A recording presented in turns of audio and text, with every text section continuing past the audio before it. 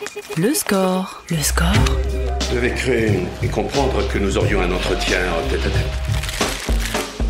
18h30, 20h sur Radio Nova. Sur Radio Nova. Bon, à mon tour maintenant. On a écouté vos classiques, on va écouter les miens. Avec Charline Roux. Bienvenue dans le score sur Nova. Au programme de la musique, de la conversation et du cinéma, avec des réalisateurs qui, depuis leur début, n'ont fait que me scotcher. Et rien à voir avec le fait que je colle à cause de l'extrême chaleur. Moins de 35 ans, déjà 4 longs métrages tout à fait fascinants.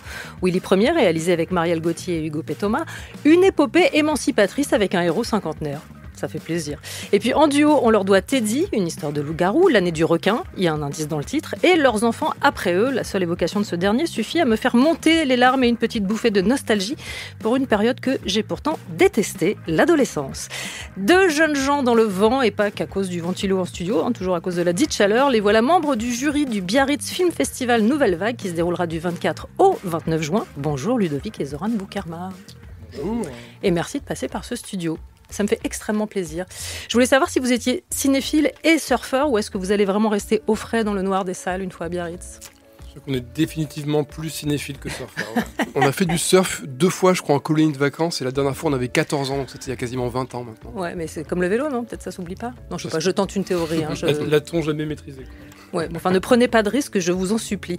Avant de parler du festival et de votre carrière, je suis obligée de parler au singulier, en fait, parce que carrière commune. Il y a une question rituelle dans cette émission. Quelle place prend la musique dans votre vie de tous les jours ? Et à quoi vous sert-elle ? Je crois qu'on en écoute énormément. Ouais. Moi, j'en écoute quand je cours, et je cours beaucoup. Et j'en écoute pour m'inspirer pour l'écriture en général. Donc, je crois que j'ai des playlists qui correspondent aux films sur lesquels on est en train de travailler. Et ça nous inspire. Ouais, je crois que ça aide à avoir des débuts d'idées de scène. Souvent, ça passe par la musique, clairement. Ouais. Alors, il y a 2 équipes dans la vie. Ceux qui, quand ils vont mal, écoutent de la musique joyeuse pour aller mieux, et ceux qui, quand ils vont mal, écoutent des trucs hyper tristes, histoire de toucher le fond encore plus rapidement. De quelle équipe faites-vous partie ? Team musique triste. Ah ouais, clairement. Il faut que la musique soit à l'image de ce qu'on ressent. Ouais, clairement. Ouais, c'est ça, donc on illustre. Ah ouais, totalement. Ouais. Donc vraiment la musique comme bande originale en ce qui vous concerne. Bah ouais, on a même commencé à vouloir écrire des films grâce à la musique. En prenant le bus au lycée, on écoutait la musique dans nos iPods à l'époque, et puis idée d'histoire et puis envie de cinéma. Donc ça a commencé comme ça. Très bien. Alors pour vous mettre dans l'ambiance du festival, je vous propose les régionaux de l'étape. On écoute La Femme avec Sur la planche. Le score sur Radio Nova. La Femme sur Nova, sur la planche, en compagnie de Ludovic et Zoran Boukarma. On parle du Biarritz Film Festival Nouvelle Vague qui se déroulera du 24 au 29 juin. L'expérience des festivals, vous l'avez, puisqu'il y a eu Cannes et Deauville pour Willy Ier, si mes souvenirs sont bons. Teddy à Cannes aussi. Venise pour leurs enfants après eux, avec un petit prix Marcello Mastroianni pour Paul Kircher.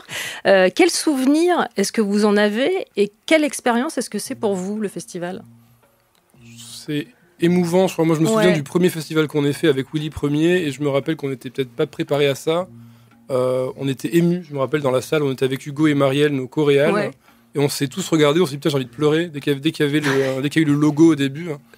Je crois que c'est tellement à l'opposé de ce que c'est que fabriquer un film. Ouais. Et je pense qu'on donne tellement quand on fait un film que quand on arrive en festival et qu'on présente le film pour la première fois à un public, il y a un espèce de moment où on relâche un peu la pression et où d'un coup l'émotion remonte à la surface. Ouais. Donc c'est plutôt des souvenirs émouvants. Ouais. Je trouve qu'il y a aussi un mélange d'émotion et de stress, parce qu'il y a quelque chose où c'est vrai, quand on fabrique un film, on est très seul en fait. Alors on a une équipe évidemment, mais il y a un truc où on est un peu seul devant son ordinateur quand on écrit. On est avec son équipe, mais quand même isolé quand on tourne, et après on est un peu seul dans sa salle de montage. Et il y a un truc où d'un coup on livre le film au monde. Donc c'est vrai que c'est quelque chose qui est assez stressant, et on se rend compte que merde, en fait, tous les trucs qu'on a laissé passer, qu'on aime moins et tout, en fait, les gens vont le voir. Donc il y a quelque chose qui est quand même assez angoissant sur le moment, mais c'est fort. Donc c'est un mélange de tout ça, je crois. Il y a de l'émotion, du stress. Mais vous avez globalement une expérience assez positive des présentations de films en festival. Ouais, c'est passionnant, c'est génial. Ouais. Non, mais c'est fascinant, c'est super. Puis c'est un lieu d'échange. Ouais, et puis c'est super chouette de pouvoir même, de donner le film aux gens, quoi, de le lâcher, quoi, après l'avoir porté pendant longtemps. Ouais. Le Biarritz Film Festival a ce site particulier. Il a pour vocation de mettre en lumière la jeunesse et les nouvelles générations. Donc un jury d'artistes internationaux de moins de 35 ans. Vous êtes donc de bons émissaires. Vous n'êtes pas si nombreux. Est-ce qu'il y a aussi, en participant à ce genre d'événement, l'idée d'encourager et d'être, je ne vais pas dire solidaire, mais en tout cas de soutenir la jeune création ? Ouais, je pense que c'est hyper important. C'est vrai que nous, on a commencé à faire des films jeunes parce qu'on a fait des films fauché, mais je pense que nous, on a vraiment envie de dire justement aux jeunes générations d'oser faire des films. C'est vrai qu'il y a un truc où... nous, on vient pas d'un milieu de cinéma du tout, et c'est vrai qu'il faut oser, il faut faire des choses. Et je pense qu'en plus, les jeunes ont un regard aussi qui est un peu différent. Il y a un mélange de naïveté, de plein de choses qui fait qu'on fait les choses un peu différemment. Et je pense qu'il y a une fragilité qui est intéressante et qui apporte vraiment beaucoup à la création artistique en général. Ouais. Le président du jury sera Halfdan Ullman Tondel, réalisateur et scénariste norvégien. Il y a aussi les comédiennes Anna-Maria Bartolomei et Mallory Wanek, le photographe sénégalais Malik Bodian, la comédienne et chanteuse américaine Sophia Carson, le comédien britannique Nicolas Galitzine, la journaliste Sally et le comédien Paul Kircher. Dis donc, il y a déjà un camarade dans la bande. Vous connaissez les autres ou c'est vraiment le seul avec qui vous avez déjà un lien? C'est celui qu'on connaît le mieux. Je crois qu'on a déjà rencontré quelques membres du jury avant, mais Paul, évidemment, on a un rapport très particulier avec lui. Ouais. Des mois avec lui. On s'est fréquenté pendant des mois. Quoi. Ouais. Pendant de longs mois. Pendant de longs mois sur le tournage de Leurs enfants après. Alors, est-ce qu'avec lui, par exemple, vous savez déjà si vous avez les mêmes attentes en termes de film? Est-ce que vous avez les mêmes goûts? Parce qu'il y a un moment, il va falloir faire consensus quand on fait partie d'un jury. C'est une très bonne question. Je sais pas si on a les mêmes goûts avec Paul. Paul est très cultivé. Ouais. Il a une très grosse culture, très cinéphile. Curieux de savoir si on s'entend bien. En général, on est assez d'accord, mais on va voir. C'est l'occasion de le découvrir. C'est aussi l'occasion de découvrir les gens avec qui on travaille sous un autre angle, sous l'angle de la cinéphilie, etc. Parce qu'on n'a pas forcément l'occasion bizarrement de parler tant que ça de films et de ce qu'on aime, de nos goûts, etc. quand on travaille sur un film. Donc là, c'est bien de pouvoir débattre des films parce qu'on se rend compte aussi à quel point c'est subjectif, quand même, à quel point on aime ou pas un film selon nos goûts personnels, selon ce qu'on est. Et le fait d'en débattre avec d'autres gens, de voir un peu l'envers du décor des jurys, ça permet de se rendre compte à quel point c'est quelque chose de subjectif. Quand même. Il y a 8 films en compétition. J'imagine que vous avez un devoir de réserve, mais est-ce que je peux déjà vous demander vos attentes? On a un devoir de réserve. Il y a un film en particulier que j'ai très envie de voir, mais je peux pas le dire parce que sinon ça va faire. Mais je suis curieux d'un film en particulier parce que c'est une amie à moi qui l'a écrit. Hein. Ah non, ok. J'ai cru que c'était Urchin. Il y a plein de films. Non, mais droit de réserve. Je ne peux pas vous piéger, mais est-ce que vous avez des attentes, en tout cas, de par la nature même du festival? Je crois que sur les récits. Ouais, je pense que c'est des récits qui parlent de jeunesse et souvent je crois que c'est un peu même une des règles de ce festival. Absolument. J'ai l'impression que c'est même pas une question d'âge de réalisateur, réalisatrice, c'est surtout c'est sur la thématique de la jeunesse. Donc nous on a fait 2 films sur nos 4, même 3 on peut dire qui sont des coming of age, donc c'est un sujet qui nous intéresse parce que Willy Ier était un coming of age, même si Absolument. Le personnage à 50 ans c'était un grand enfant qui s'émancipait qui partait de ses parents pour la première fois de chez ses parents à 50 ans. Donc c'est un sujet qui nous intéresse, ouais. Il y a un truc de curiosité aussi au-delà des attentes, c'est peut-être vu que c'est aussi un festival international. Absolument. Et que la sélection pour le coup est très internationale, c'est de voir aussi peut-être quels sont les questionnements des différentes jeunesses du monde et aussi comment ils se recoupent peut-être. On poursuit la conversation dans un instant, on écoutera aussi MGMT avec Kids, ce sera juste après la pub. Le score sur Radio Nova. Nova. MGMT sur Nova avec Kids, j'ai décidé d'être vraiment très très littéral au niveau de l'illustration, puisqu'il est question de jeunesse. Je suis en compagnie de Ludovic et Zoran Boukerma, on parle du Biarritz Film Festival Nouvelle Vague. Que peut la jeunesse? C'est une question qui est posée durant ce festival. Il y a 3 artistes qui ont été invités à y répondre. Sofia Coppola, qui a choisi de commenter et proposer Virgin Suicide, Keira Knightley, La Fureur de vivre, et Vincent Lacoste, Carrie au bal du diable. Et il me semble que c'est un de vos films de référence. Non mais totalement, c'est un de nos films cultes, clairement d'enfance, même d'enfance, d'adolescence, qui n'est pas d'autre génération, mais je crois que je pense que notre mère a dû nous raconter le film 10 fois avant qu'on soit autorisé à le voir, parce que je me rappelle que la cassette vidéo était interdite au moins de 16 ans, je me rappelle, c'était derrière. Et c'est une de nos références, je crois qu'on c'est un film qui nous inspire beaucoup. Je pense que même presque inconsciemment dans Teddy, on a mis aussi un peu de Carrie. Je crois que c'est Stephen King en général, c'est quand même un de nos c'est peut-être une de nos références d'enfance. Je crois que peut-être même plus les adaptations que les livres eux-mêmes, parce qu'on n'était pas des immenses lecteurs quand on était enfant. Mais tous les films adaptés de Stephen King, on en a vu des dizaines, je crois. Mais Carrie, c'est passionnant, parce que c'est vrai que c'est un film qui parle quand même de ce que c'est qu'être différent, la difficulté qu'on peut avoir quand on est différent, quand on est ado. Et je pense que nous, on s'identifie vachement à ça. T'es assez introverti, etc. Alors Carrie s'est poussé à l'extrême. Mais Carrie, ça a vachement inspiré notre film Teddy, qui est l'histoire d'un jeune garçon qui se sent un peu exclu parce qu'il n'est pas exactement comme les autres quand il est ado. Et ça conduit à un acte de violence, qui est un peu ce qui est le cas aussi dans Carrie. Donc c'est un truc qui nous parle, en ouverture du festival Nouvelle Vague de Richard Linklater, et je crois que c'est aussi une de vos références, parce que vous êtes très fan de Boyhood. On est très fan de Boyhood. C'est vraiment, on a l'impression que le festival est taillé sur mesure.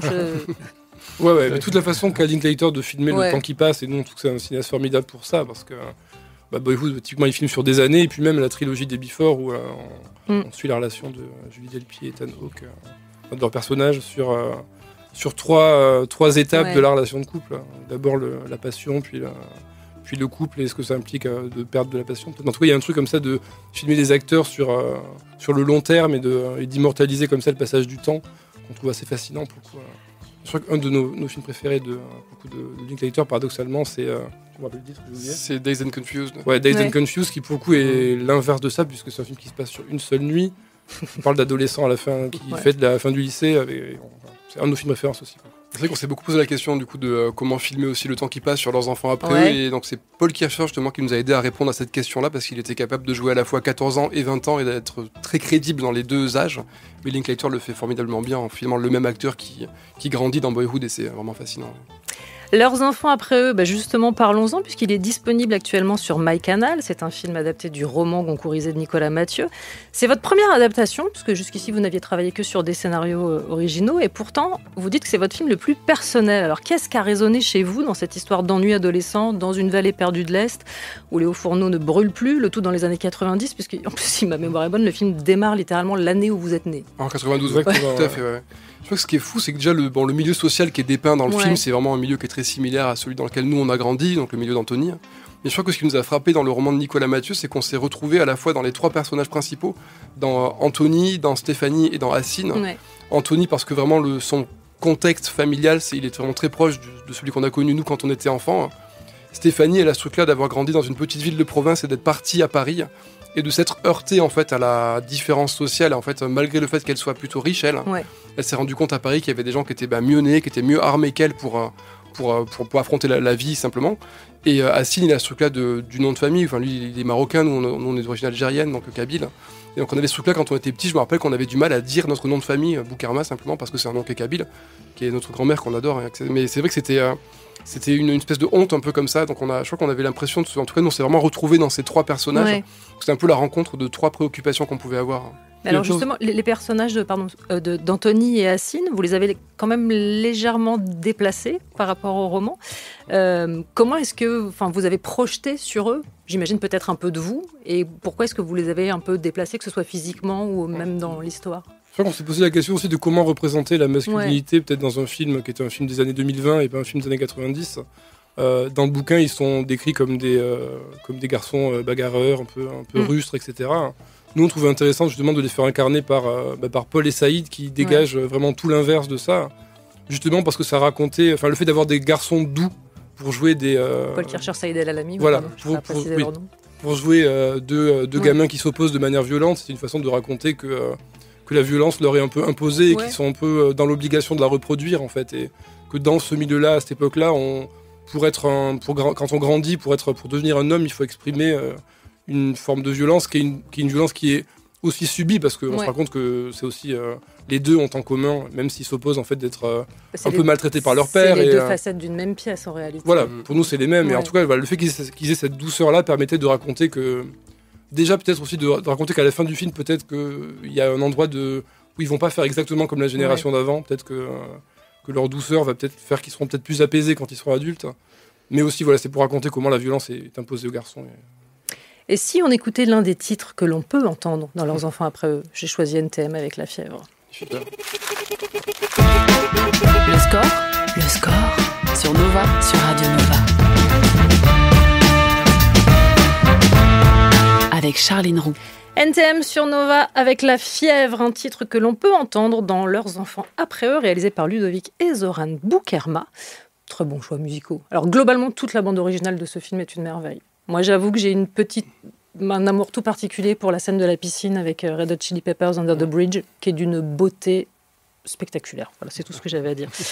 Pour revenir sur le reste de votre filmographie, la parole à vos interprètes justement de Leurs enfants après eux, Saïd El Alami et Paul Kircher, qui étaient passés par ce studio et qui nous avaient raconté leur entrée dans votre cinéma. Ouais, moi j'avais été marqué de ouf par leur film Teddy. Pareil. J'avoue, j'étais allé le voir.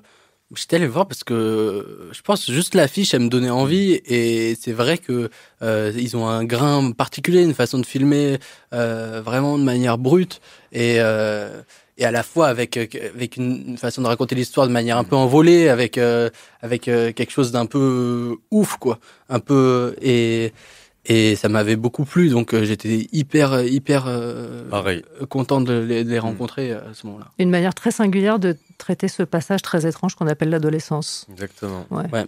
Et moi, j'étais passionné de loup-garou à la base, du jeu. Ouais. Donc, en fait, je suis arrivé comme ça dans le truc. Le jeu le loup-garou, les villageois, tout ça. Ouais, ah ouais. oui, c'est comme ça que t'es allé voir Teddy. En fait, quand j'ai vu ça, je me suis dit, waouh, il y a un truc sur ça et tout.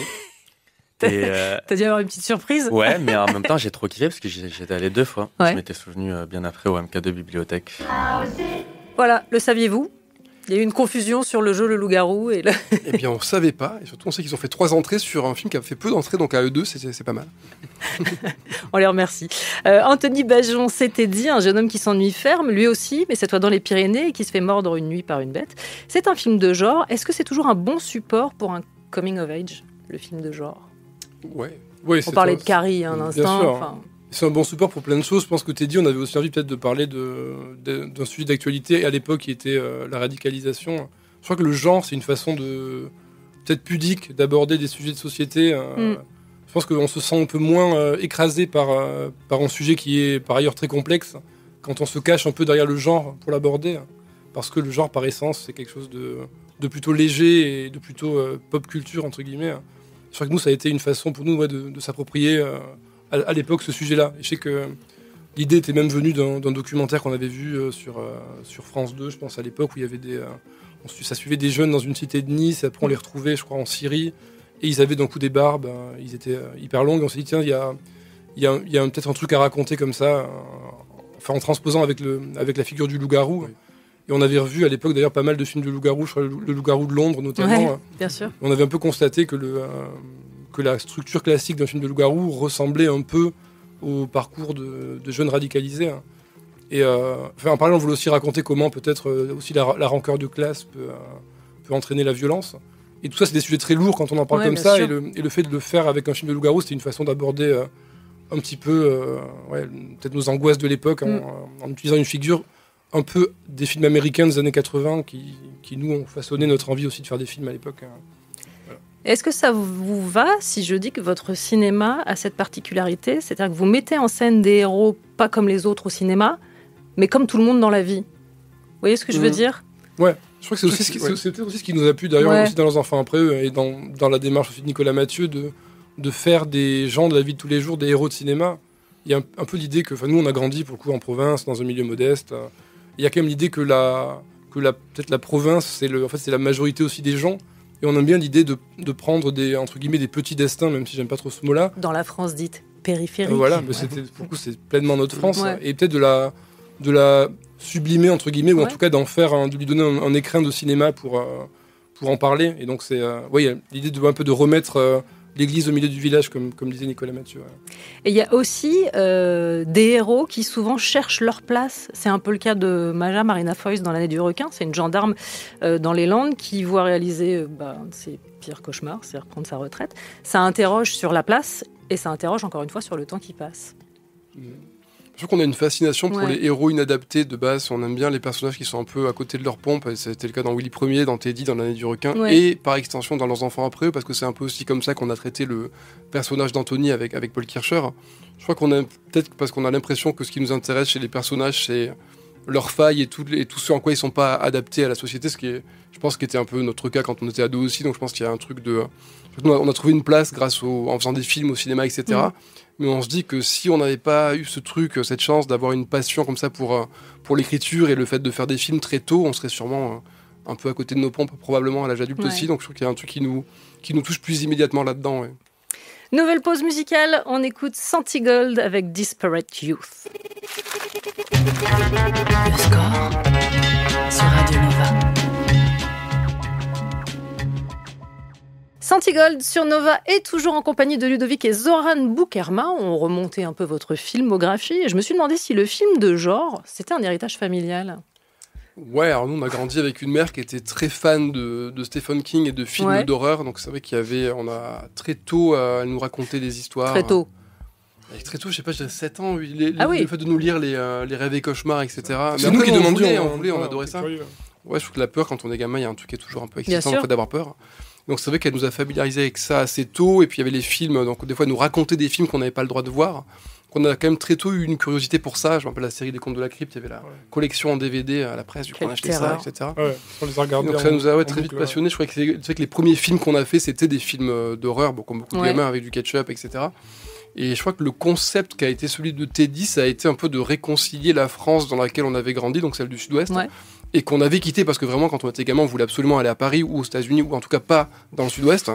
Et dès qu'on s'est mis à écrire à Paris, les premières choses qui ont commencé à fonctionner, c'est quand on s'est mis à écrire sur notre milieu d'origine, et donc sur le Sud-Ouest. Je crois qu'on a eu envie un peu de faire se rencontrer les monstres qu'avaient peuplé notre imaginaire quand on était enfant, et le territoire dans lequel on a grandi, quoi. Donc on avait envie de ce choc un peu, parce que souvent c'était des films américains, etc. Je crois que la rencontre entre le banal et l'ordinaire de la campagne que nous on connaissait, plus l'extraordinaire des monstres américains, ça créait un conflit qu'on aimait bien. Et c'est comme ça qu'on a eu l'idée de Teddy, de se dire qu'est-ce qui se passerait si un loup-garou américain jaillissait dans la cuisine de notre grand-mère, enfin, un truc un peu improbable comme ça. Mais j'ai ouï dire que parmi vos premières réalisations, il y avait eu aussi des remakes de Friends. Info ou intox ? Info totalement. Alors ça c'était au fin collège, début lycée. Ouais. Je pense que je devais faire chier tous mes amis pour essayer de reconstituer une bande de 6, 3 filles, 3 garçons. Et je passais beaucoup de temps. Je crois qu'on a fait 2 fois le générique dans la fontaine du village de Friends.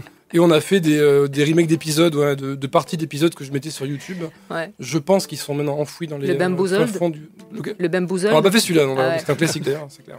Oui, ça a commencé comme ça, et je pense que je passais mes week-ends à les monter, et du coup je faisais beaucoup de montage quand j'étais ado, sans me rendre compte que c'était potentiellement un métier. Alors, cinéphilie commune de fait, puisque même famille, mais est-ce que vous avez quand même des divergences ou... Friends, typiquement. Alors moi, je jouais Chandler dans Friends, dans la version de Ludovic.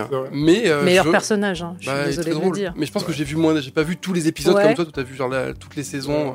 Moi, ça faisait pas partie exactement de ma cinéphilie ou de trucs que je regardais quand j'étais ado. Mais t'as joué le jeu quand même. Bien sûr. Toi, t'es plus jeux vidéo aussi, c'est pour ça. J'ai un petit extrait à vous faire écouter qui normalement devrait vous faire réagir. Mesdames et messieurs, vous avez entendu les faits. Et je soutiens qu'il ne s'agit pas d'un inévitable crime passionnel. Je vous ferai remarquer qu'un revolver contient 6 balles et non 8. Ça veut dire qu'il a vidé entièrement son arme et s'est arrêté pour la recharger. Par les pouvoirs que me confère l'État du Maine, je vous condamne à la prison à perpétuité 2 fois. Une pour chaque victime. Exécution. Alors, qu'est-ce ? Les évadés, Frank Darabont, Stephen King. Les deux répondent d'une voix, là, vraiment, il n'y a pas de... Alors, j'ai choisi la bande-annonce en VF, parce que le film étant sorti en 95, je me suis dit que vous l'aviez forcément découvert en version vidéoclub et en français. Avec la voix de Benoît Alman pour Morgan Freeman, bien sûr. Ouais, on regardait tous les films en VF avant notre arrivée au lycée, notre passion subite pour l'anglais, mais sinon, avant, c'était qu'en français, Les évadés, films qu'on a vus 1000 fois, pareil. Encore une adaptation de Stephen King, mais pour le coup, dans un registre très différent. Ouais, je crois qu'on est... Je crois dire ça, c'est un des premiers films... en tout cas, j'ai un souvenir d'avoir vécu une forte émotion en voyant ce film. Et je sais que nous, c'est aussi un des autres aspects du cinéma qui nous ont donné envie d'en faire quand on était enfant. C'était aussi l'émotion, je crois. Il y a un truc un peu naïf là-dedans, mais je crois que Les Évadés, c'est partie de ces films où on se disait on est vraiment bien dans ce film et on est vraiment ému. Et je crois que c'est aussi un film qu'on a découvert à la télé parce que sorti en 95, on avait 3 ans, donc on n'a pas allé le voir au cinéma. Mais ce que je trouve intéressant, c'est que c'est un film sur l'enfermement et qu'en réalité, c'est aussi un motif récurrent de votre cinéma. Ouais, pas l'enfermement physique forcément, mais des personnages qui sont à un endroit où ils sont pas... Ouais, qui sont pas à leur place, mais c'est ça, oui, bien sûr, c'est le cas de tous nos films pour le coup. C'est vrai. On change de registre, on va parler un peu de musique, mais toujours de cinéma dans un instant, et ce sera juste après la pub. Le score sur Nova. Charline Roux. Nova. Toujours en compagnie de Ludovic et Zoran Boukerma. On parlait de votre carrière. Maintenant, je voudrais ouvrir sur quelque chose qui, a priori, devrait vous intéresser. Vous ne connaissez peut-être pas encore cette bande-annonce. Enfin, si je suis sûr que vous l'avez déjà regardée, mais voici un extrait. Hey boss, can you do a mic check?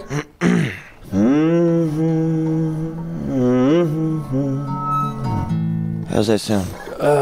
Looks about right. Don't need to be perfect. I want it to feel like I'm in the room by myself. Yeah. Let's try one. Here's what I want you to understand. This is not about either one of us. This is not about the charts. This is about Bruce Springsteen. Deliver Me From Nowhere de Scott Cooper, à qui on doit les films Crazy Heart et Hostile. Ce sera le 22 octobre au cinéma. Jeremy Allen White et Bruce Springsteen, Jeremy Strong et John Lando, critiques coproducteurs du Bruce, et Stephen Graham et Douglas Dutch Springsteen, le père. Si je vous joue cette bande-annonce, c'est que je connais, comme pas mal de gens que je respecte énormément, votre amour immodéré pour Springsteen. Est-ce que vous êtes hypé par ce film, tout simplement ? On est forcément curieux. Ouais. Quand même. Le biopic, c'est un genre difficile, je pense. Oui. Mais on va forcément aller le voir parce que déjà, il y a Jeremy Allen White qui est quand même. Vous le validez en Springsteen. Moi, je suis curieux. Franchement, c'est un super acteur. Ouais, clairement. Ouais, puis... Qui joue dans The Bear, je resitue. Tout à fait, The Bear. Formidable comédien. C'est ça. Non, mais puis non, Bruce Springsteen, évidemment. Je crois qu'on doit aussi le fait de faire des films à Bruce Springsteen. Je pense que sans sa musique, quand on avait 19 ans et qu'on habitait à deux dans un 20 mètres carrés, on n'aurait pas eu la force de faire des films. Ouais, ça nous a vraiment aidé. Hein. Je sais qu'on écoutait ça quand on allait à la fac, etc.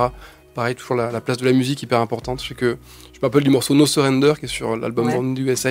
Cette idée de pas se rendre et de se battre, quoi. Donc il y avait ce truc-là qui était, je pense que ça nous a vachement aidé. Ouais. Puis cette notion de fuite aussi, je pense à Thunder Road ou à Born to Run, il y a quand même l'idée d'avoir grandi dans une petite ville avec une espèce d'envie d'en partir et finalement d'en parler beaucoup dans sa musique, comme nous on en parle dans nos cinémas. Ouais, c'est clairement une figure qui nous a donné envie de nous émanciper. Mais c'est marrant, c'est qu'on a vu notre idée pour leurs enfants après eux, c'était de faire un film qui serait une sorte de chanson de Springsteen dans l'esprit, c'est-à-dire on parle des classes populaires, on parle de choses qui sont difficiles, mais on en parle avec emphase, il y a de l'amour, il y a de la violence, c'est un peu suintant, et il y a quelque chose à la fois c'est quand même très généreux.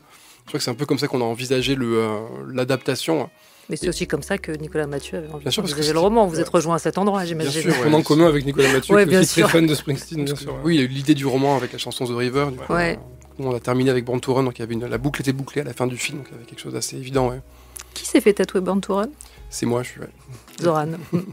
Pas de tatouage, Ludovic, donc. Pas de tatouage, non. Non, ok. On parlait tout à l'heure de votre envie d'ailleurs. La tentation américaine, parce que vous rêviez ou de Paris ou des États-Unis, est-elle toujours là ? Oui, toujours. Bon, on l'a eu très tôt. Hein. C'est vrai que les premiers films qu'on a commencé à écrire quand on était au lycée, c'était toujours en anglais, avec l'idée qu'on ferait des films aux États-Unis. C'était vraiment parce que passion cinéma américain très tôt, culture américaine, etc. Je crois que c'est toujours un rêve. Quand même, on a grandi vraiment avec ce cinéma-là. Je crois qu'on a envie de. On aimerait bien. Il y a un truc très torturé dans le rapport qu'on a à l'Amérique, parce que l'Amérique fait aussi évidemment très peur aujourd'hui. Et en même temps, il y a quand même un imaginaire qui continue de faire rêver malgré tout ça, quoi. Donc, Vous avez un art du casting extrêmement subtil et aussi l'art de révéler des comédiens exceptionnels, que ce soit Anthony Bajon, qui était déjà sur le devant de la scène, Paul Kircher aussi un peu, mais la manière que vous avez de les mettre en scène est très particulière. Est-ce qu'il y a un comédien ou une comédienne américaine qui vous fait rêver ? Peut-être Steve Carell. Hyper drôle, Steve Carell, incroyable, très drôle. Mais vous seriez capable de l'emmener ailleurs que dans la comédie, j'imagine. Ce qu'il a déjà fait de manière merveilleuse. C'est un grand acteur, donc bien sûr. Peut-être aussi. Tellement d'acteurs, c'est vrai que dès qu'on pense à chaque fois qu'on passe en casting, on imagine, et si le film était en anglais, qu'est-ce qu'on aurait. Et là, il y a des dizaines de noms à chaque fois, donc c'est quasiment infini. Donc il y a un truc de. Ils sont très très forts. Ouais. Mais sinon, après, non, il y en a plein, tellement. Si, moi j'aime beaucoup Anya Taylor-Joy, qui depuis Furiosa, que j'avais adoré, qui pour moi est le meilleur Mad Max, personne n'est d'accord avec moi. Mais... Si. Le prochain film, il est déjà écrit ? Il est en cours d'écriture. On écrit plusieurs films parce qu'on cherche beaucoup, donc on a besoin d'écrire plusieurs films en même temps. De faire plusieurs projets. Donc on en a écrit, je crois, là on est sur le 4e maintenant. Donc on essaye on cherche et je crois que là je pense qu'on a le bon maintenant. Dans quelques instants, on découvre votre playlist. Vous aurez aussi quelques questions en rafale sur la musique et sur vos souvenirs, mais juste avant, on écoute Beck avec Loser. Le score sur Nova, sur Radio Nova. I think I'm going to fall. Oh, fucking hell. Beck sur Nova avec Loser et toujours en compagnie de Ludovic et Zoran Boukarma. C'est la partie musique de cette émission. Avant de se quitter, voilà, je vous l'ai promis, une rafale de questions sur la musique. C'est pas un QCM. L'idée, c'est de faire appel à vos souvenirs. Idéalement, il faut répondre du tac au tac. Et j'ai pas le droit de vous demander de justifier vos réponses. Magnifique. Ni de vous pas juger. Mal. C'est okay. faux, je le fais. Est-ce que vous êtes prêts ? On est prêts. Allez, le titre qui symbolise le mieux l'enfance, ou en tout cas la vôtre. Est-ce que ce sera le même ? J'aime bien parce qu'il s'interroge du regard. Les dingues et les paumés de Tiefen. Ouais. Oh, c'est violent. Ouais. Zoran, pareil ? Moi, je vais dire la salsa de Lavilliers. Voilà. Ah ouais. C'est notre père. Hein. Le titre de votre adolescence ? Jesus of Suburbia, Green Day. Ok. Zoran BYOB de System of a Down. Ah oui, on est vraiment sur un registre bien vénère. Votre tube de karaoké, si toutefois vous pratiquez. On a le même, c'est Boulevard of Broken Dreams de Green Day également, parce que je pense que Billie Joe Armstrong, elle a une voix qui est assez... sur la même hauteur que la nôtre, du coup on arrive à... On a aussi une petite maîtrise de Sound of Silence quand même de Simon et Garfunkel. Avec les harmonies et tout. Avec les harmonies, ouais. Alors qui fait Simon, qui fait Garfunkel? Moi je fais Simon, ouais. Tu fais Simon, ouais. Zoran, Simon, ok, très bien. Le titre qu'on serait peut-être surpris de trouver dans vos playlists? Moi je sais, j'ai Moonlight Rendez-vous du groupe norvégien Beast in Black, qui est un groupe de power metal que j'écoutais à la base pour un film qu'on écrivait, un peu au second degré, et puis t'as vu, en fait c'est vachement bien ce groupe, et du coup je me suis mis à écouter ça, et puis je l'ai dans ma playlist, et des fois ça tombe, et c'est pas mal. En fait. Et c'est surprenant. Et pour courir c'est bien, ouais. Ça c'était pour Zoran, Ludovic, un titre surprenant dans ta playlist? J'ai le best-of de Albano et Romina Power. Ok, ouais. Je suis surprise de la même manière. Le titre qui vous propulse immédiatement sur la piste de danse? Murder on the Dance Floor. Sophie Elix Bextor, un classique pour Ludovic. Zoran? C'est du gin tonic, pardon, de l'alcool. Non, je vais dire le même que toi parce que je sais pas. Très bien. Et le titre qui vous en fait immédiatement sortir? Une fois qu'on est dessus, moi j'ai l'impression qu'on est dans le truc, c'est parti. La danse des canards, peut-être, voilà. Ah oui, voilà, un truc. La danse collective. Voilà. La danse collective, la chenille, peut-être. Ouais. Tout ce qui implique trop de skills. Tout ce qui nous renvoie à nos origines, sinon. Ça, tu t'estimes que la danse des canards fait appel à des skills? Non, voilà. Parce que globalement, ça se joue au niveau de la main. Hein. Ouais, c'est vraiment. Il y a trop peu de skills, justement. Ok, je ne juge pas. Votre chanson de comédie musicale préférée? Alors moi j'ai envie de dire que c'était très récent, c'est le film d'Amélie Bonin avec Camaro, Femme Like You, par Bastien Bouillon et Juliette Armanet. Et Juliette Armanet qui était vraiment super bien. D'en partir un jour. Ouais, d'en partir un jour, ouais. Très bien. Je suis pas très comédie musicale, je vais peut-être dire éventuellement Memory de Cats. Barbra Streisand. Parfait. Alors la catégorie pénible, la chanson dont vous avez un mal de chien à vous débarrasser une fois que vous l'avez en tête. Ces trucs qu'on subit là et qui vivent indépendamment dans notre cerveau. Ah ouais, c'est il y en a un paquet pour le coup. Ouais, qui reviennent quand t'arrives pas à dormir la nuit, tu sais. Ouais, exactement. Ah bah si vous avez pas, ça veut dire qu'il y en a pas en ce moment, ce qui est plutôt une bonne nouvelle. Je dors bien en ce moment, c'est fou. Et tant mieux pour vous, vraiment. Moi, je vous partagerai pas la mienne parce que sinon ça va être très pénible. Formalité remplie, je rappelle donc que vous êtes tous les deux membres du jury du Biarritz Film Festival Nouvelle Vague, parce que Nouvelle Vague, vraiment un festival de bijouterie a priori. C'est du 24 au 29 juin. Il y a une très belle programmation ciné. Et la dernière mission qui vous a été assignée a été de faire la programmation de la demi-heure qui vient. Et pour démarrer, vous avez choisi Buffalo Springfield avec For What It's Worth. Pourquoi ce titre, rapidement? Parce que il passait beaucoup à la radio quand on était en vacances l'année dernière en Louisiane, sur Magic 101.9, et du coup c'était, voilà, on l'associe à nos vacances. Sabrina Carpenter pour clore le score dédié à Ludovic et Zoran Boukerma. Merci mille fois à tous les deux d'être passés par ce studio. C'est un plaisir. Merci à toi, Charline. Et il est 20h, il est grand temps de retrouver le Nova Club et David Blo.